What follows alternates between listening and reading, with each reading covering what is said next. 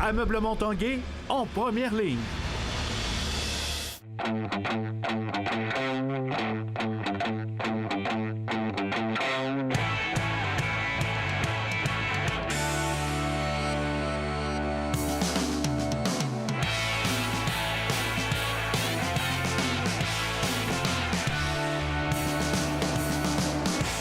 À tous, un bon lundi, c'est Carl Larouche. Bienvenue à l'Esprit sportif. Aujourd'hui, dans l'émission un peu plus tard, on parle destination golf pour les voyages dans le sud au cours de l'hiver. Également, on parlera de marche. C'était la grande marche Pierre-Lavoie en fin de semaine, dont à Québec, où plusieurs milliers de personnes s'étaient donné rendez-vous. Mais d'abord, on parle de football rouge et or. Le rouge et or qui a complété en beauté sa saison parfaite avec une victoire de 53-0 contre le vert et or de Sherbrooke. Mais ce qui retenait l'attention, c'est le carrière Hugo Richard qui a fracassé plusieurs records.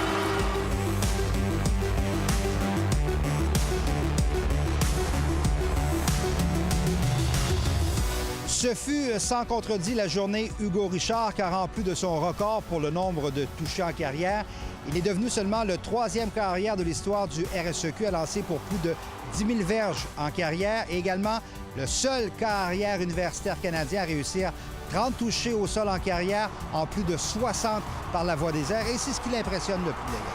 Parce que j'aime beaucoup courir avec le ballon, puis ça arrive quand même souvent, puis surtout proche de la zone des buts. Puis avec les passes de toucher en plus, je pense que c'est celui dans lequel je suis le plus content. Mais les autres records aussi sont très satisfaisants. Je suis vraiment content pour lui. Encore une fois, on n'est pas rentré dans ce match-là tant que ça en pensant à ça. Le toucher au sol, oui. Là, le toucher au sol, comme j'ai dit, là, et celui-là, c'est rare, là, mais là, j'y pensais vraiment. J'avais essayé un peu plus tôt aussi d'y donner ça. La passe, je pense que ça s'est fait par soi-même. On jouait bien, puis comme à toutes les semaines. Là, il a bien exécuté, donc très content. À l'image de sa saison, je pense qu'il est vraiment en plein contrôle de l'offensive, autant cérébral que physique. Donc, vraiment une belle précision de lui et de l'équipe aujourd'hui. Écoute, je suis vraiment content pour lui. Ça fait 5 ans qu'il est ici, qu'il donne tout ce qu'il a pour ce programme-là. Puis que ce soit moi qui ai attrapé ce ballon-là, c'est sûr que c'est le fun, mais je suis vraiment content pour lui, surtout de lui avoir permis de battre ce record-là. Si le Rouge et Or vient de compléter sa saison régulière avec une autre fiche parfaite, 8 victoires, aucune défaite, devra attendre encore 2 semaines avant d'amorcer les séries, ce qui ne semble pas déranger trop les joueurs du Rouge et Or.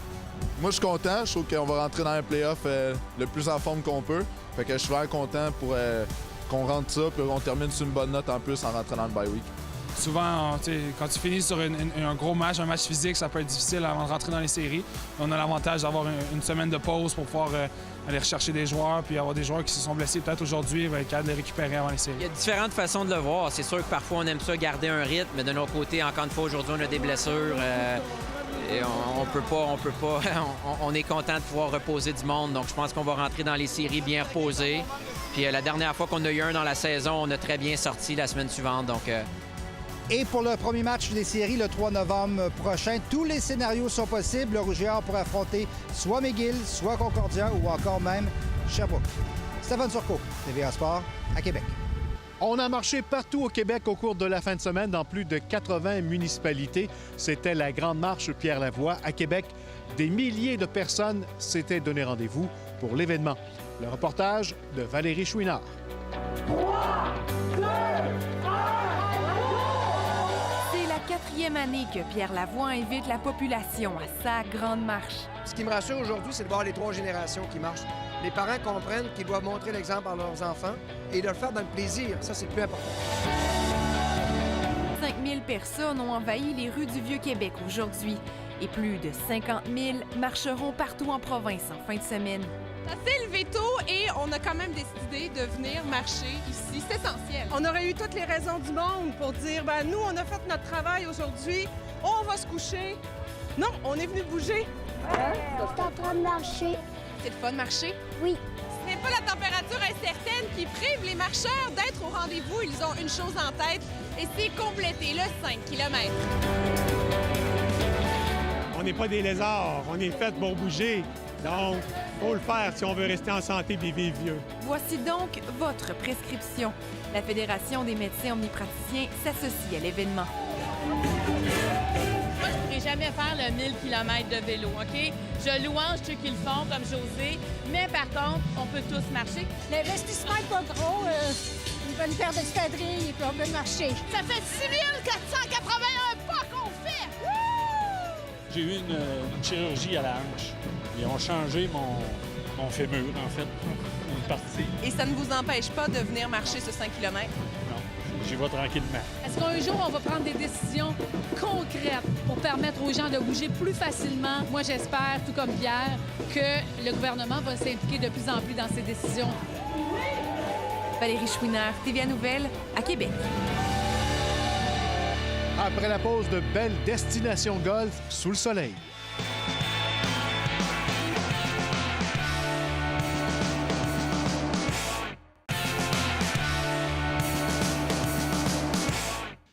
Après un été fantastique, les golfeurs et golfeuses pensent déjà à leur prochaine ronde de golf sous le soleil, dans le sud, au cours des prochains mois. Dans ce reportage Destination Golf, nous avons rencontré Marie-Josée Dulon de Laurier-du-Vallon, également le professionnel de golf et directeur adjoint à la Tempête, Frédéric Raymond.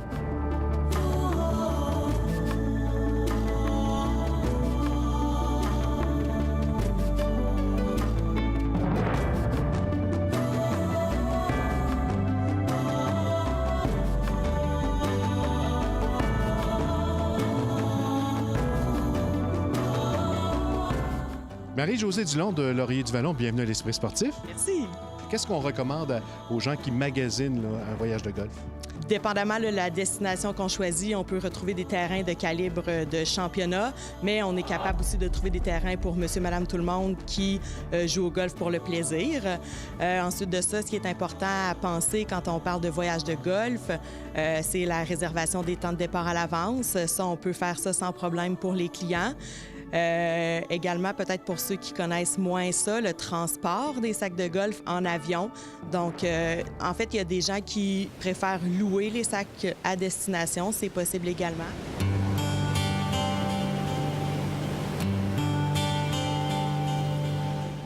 Parlons maintenant de quelques destinations. Quand on parle golf, on pense Caraïbes en premier, République dominicaine, Mexique. C'est des destinations les plus populaires? Exact. En fait, Casa de Campo en République dominicaine est une destination très prisée des Québécois. C'est une formule tout inclus, soit en chambre d'hôtel ou en villa. On compte 3 terrains de golf directement sur le complexe. Donc, il y a le Teeth of the Dog, qui est un terrain de niveau championnat. Il y a également le Die 4, qui est un parcours de 27 trous, et le Ling. Avec la réservation, les golfeurs ont avec eux pour la durée du séjour leur voiturette électrique pour se promener sur le complexe. Puis c'est ça, dans le fond, les 3 terrains de golf sont directement sur le complexe, donc il n'y a pas besoin de prendre de navette pour se déplacer vers les différents terrains.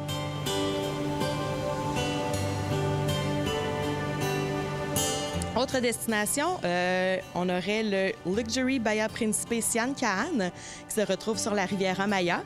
C'est un hôtel haut de gamme de 420 chambres et suites. Ce qui est intéressant, c'est que ce complexe-là est situé directement sur le terrain de golf. Le Moon Palace, également bien connu.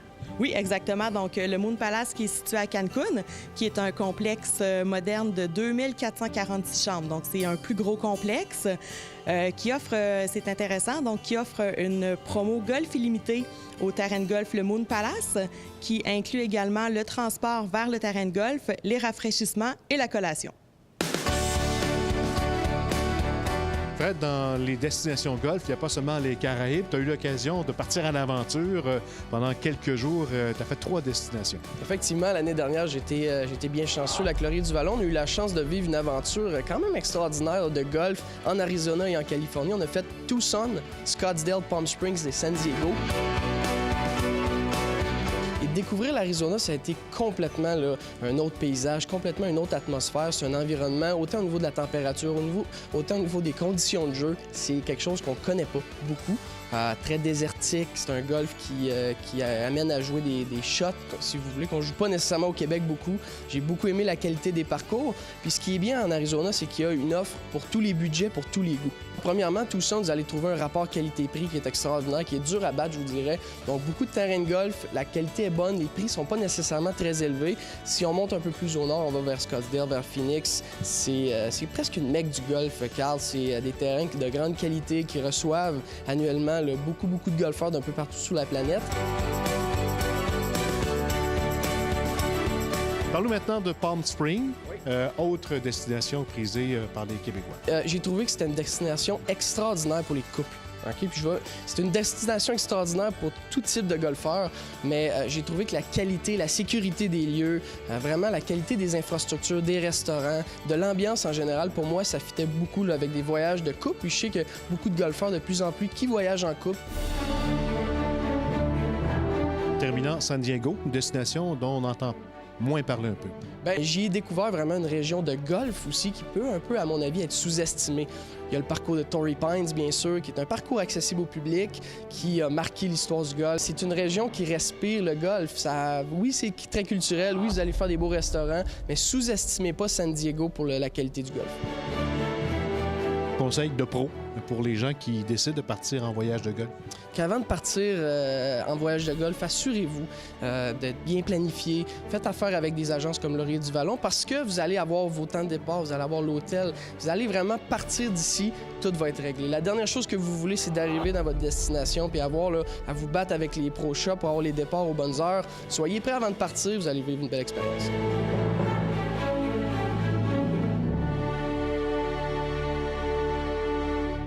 Alors, bon voyage de golf à tous les chanceux qui pourront partir au cours des prochaines semaines, au cours des prochains mois. Voilà, c'était l'Esprit sportif pour aujourd'hui. On se dit à demain. Bye bye tout le monde.